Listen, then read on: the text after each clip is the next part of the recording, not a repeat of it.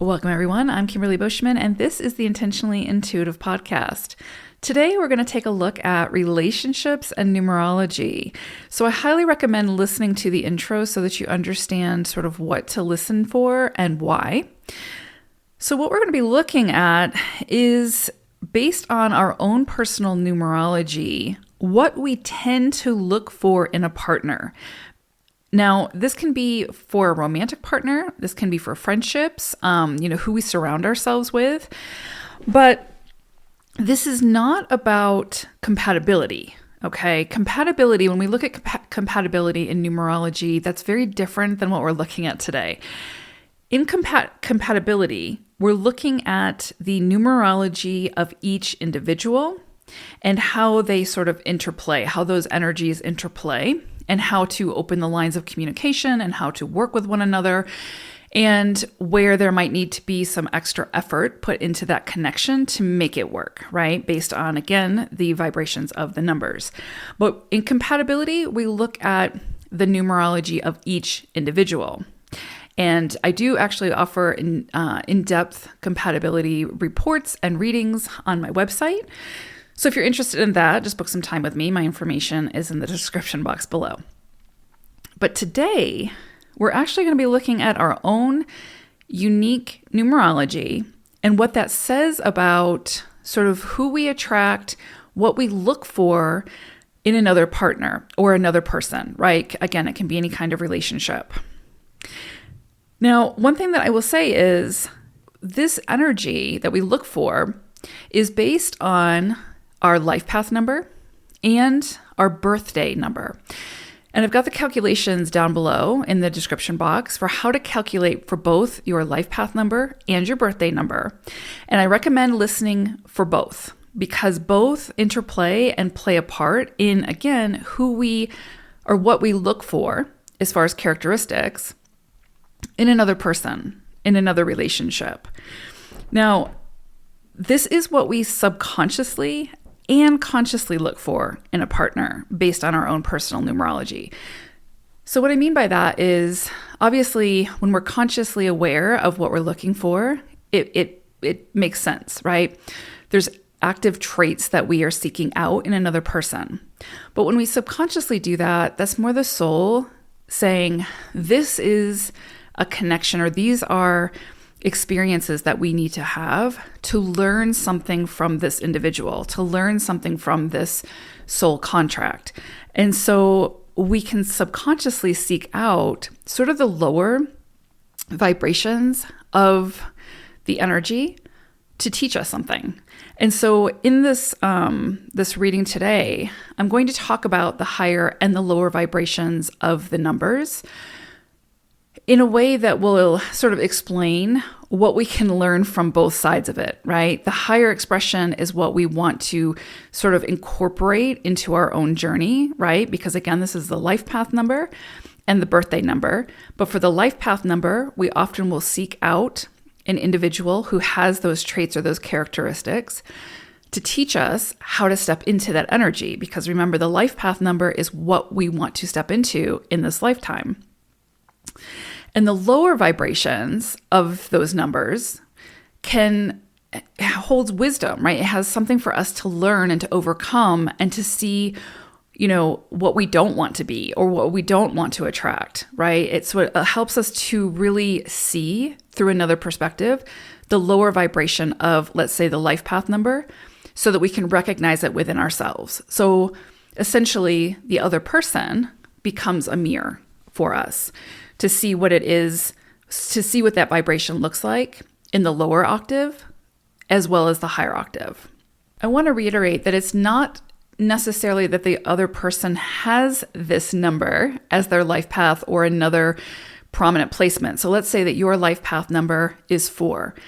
You might be seeking out, consciously or subconsciously, the vibration of the 4 in other people that you meet. But that doesn't mean that they have those numbers in their placements, right? In their report. So again, this is not compatibility. This is strictly based on your own numerology. What I will say about why we look at the life path and the birthday number. So again, the life path number, and again, I recommend listening for both. The life path number is, again, what we are seeking out in another person to sort of teach us how to step into that vibration. So typically we would be looking for someone that has sort of mastered those characteristics, right? Those traits. And that can help us to step into that vibration, right? With the birthday number, this actually reminds us of who we are at our core, because the birthday number shows us what we've mastered in a past lifetime. It's the gifts that we already have innately that we brought forward in this lifetime. So when we seek out someone who has that vibration or has those characteristics, it reminds us of what we already have and can tap into. And so it sort of pushes us in that direction so that we can tap into those gifts, utilize them to help us to step into the life path number. And if we encounter someone who has the characteristics and traits of our birthday number and they're in the lower octave, it can remind us of how we don't want to use that energy in this lifetime, right? Again, essentially becoming a mirror and reminding us of, again, that we want to be in the higher octave of that energy. So there's a lot to kind of take in. So again, if you have any questions, just let me know and I'll be happy to address them as I can in the comment section. But let's take a look at each life path and birthday number and the traits that can hold for a potential partner, friend, colleague, etc., any relationship. All right, let's take a look. If you are a life path 2 or you have a birthday number 2, then you might attract or look for in a relationship people who have the attributes or characteristics of the 2.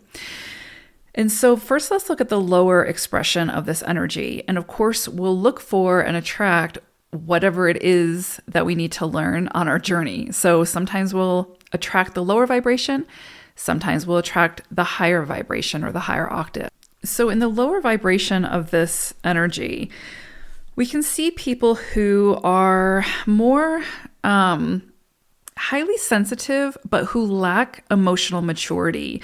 So these are people who could be very childish in their behavior, sort of like throwing a tantrum if they don't get what they want, or being very reactive, almost to an extreme. That kind of where the punishment doesn't fit the crime, so to speak. Taking things to the extreme when it comes to their emotions. They're very emotionally sensitive, but it's very much about their emotions. And they don't have a lot of space for how others are feeling, right? So if this is a partnership, then it becomes that dynamic of tiptoeing around this person's emotions. These are people who can be very impatient and explosive because there's, again, when we talk about the 2 characteristics, it's highly sensitive. It's a very emotionally driven. And so if you're in the sort of detriment of this energy, you don't know how to handle that emotional charge. So a lot of times it turns into lashing out at other people and sort of barfing your emotions all over others, or letting those emotions build, and then exploding at whoever is in your vicinity type of thing. So it becomes this very reactionary type of dynamic where the other person feels like they have to walk on eggshells, and it can be somewhat abusive in a sense, and I would say emotionally abusive. Not always, but there's definitely lack of emotional maturity. There's also, when we're talking about the lower expression, poor communication skills, an inability to, of course, like work with conflict resolution, any kind of communication, any availability to hear another person's perspective or what they have to say. In the lower vibration of this 2 energy, it can be very biased. It can be almost sort of like an instigator of separation, right? Where it's like, instead of being the harmonizer or bringing the balance, which is the higher octave of the two, it's more about my way or the highway, or I'm right, or this is the truth and everything else is not the truth. When really it's more based on opinion, right? And so it becomes this very charged atmosphere where it's very biased, right? And that bias is creating separation in some way. There can also be this extreme stubbornness with this energy where, again, it's sort of a fixed energy where it's fixed in its ways. And there's no sort of moving that mountain, so to speak. The other thing I would say is oftentimes in the lower vibration, again, of course, we talked about communication, but there's no sort of compassion or empathy or understanding for the other person or how the message is received, right? So again, this would be someone, if it's in the lower vibration, where if you say or do something that goes against their very rigid belief system or whatever it is that they have in their mind, or however they're feeling emotionally in that moment, if it goes against that, then you could find yourself being blocked with no explanation, or, they would break up with no explanation type thing, or cut that friendship off with no explanation. So again, it comes back to emotional maturity and the lack thereof in the lower vibration.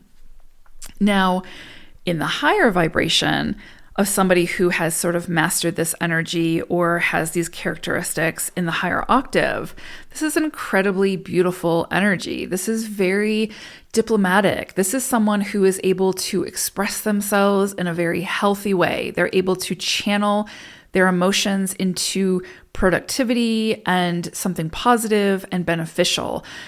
Typically, people who have these characteristics in the higher octave of them are able to speak to a room of varied individuals and have their message land and be digested without defensiveness. So without sort of instigating any kind of defensiveness from the crowd that they're speaking to, right? They're able to deliver a message in a healthy way. Also, they're able to really work with their emotions. They're able to, sit with their emotions, feel them, transmute them into something positive, into something healthy. It's not about suppressing and then exploding. It's about working with their emotions and their feelings. They are incredibly sensitive individuals, but they're able to use that sensitivity for good and to help others. And they become this sort of individual who their goal becomes about bringing people together, harmony, balance, communication, understanding, compromise. They were also able to be very honest with themselves and speak their truth, right? While also holding space for another to do the same. So it's not about reactivity. It's about responsiveness and holding space for not only themselves and their own emotions and their own honesty, but that of the other individual as well. So it becomes this very safe space, this very beautiful, harmonious energy to be in the presence of. It's about mending and healing and balancing. And these are people who would want to get to the root of something, to heal it, to mend it, to make it better, to find the common ground and bring people together in that common ground. It's not about divisiveness. It's not about being right or wrong. It's about let's find what works for everybody or the majority and let's make it work type thing. So it's a very, again, solution-focused type of energy, but in a very balanced, harmonious way. So these are definitely people who are very loving and peacekeeping, and they want to work through it and fight the problem together as opposed to fighting each other, right? Which becomes incredibly beautiful and an incredibly beautiful energy to be around. These are also people, again, who can, be leaders within a group dynamic, where they're not choosing sides. They're finding, again, that common ground. So again, these would be leaders of movements that you would want to be a part of type thing. There's also a tremendous amount of patience with people who are in the higher octave of this vibration, fair-mindedness. These are people who are very open to other ideas and cultures and ways of doing things. And then again, finding ways to come together to sort of mesh or merge those ideas, those cultures, those, whatever it is, to create an environment that serves the all, right? The group. So incredibly beautiful. Also, they typically tend to be great listeners and great, again, communicators. It's all about communication with them and having that open line of communication where you feel safe to be able to express yourself and feel heard and listened to. It's also an incredibly giving type of energy, but not giving with resentment. It's kind of like they know when to say no. They know when to stand their ground, and they're not easily influenced by the outside, right? They're very decisive. They use their own discernment.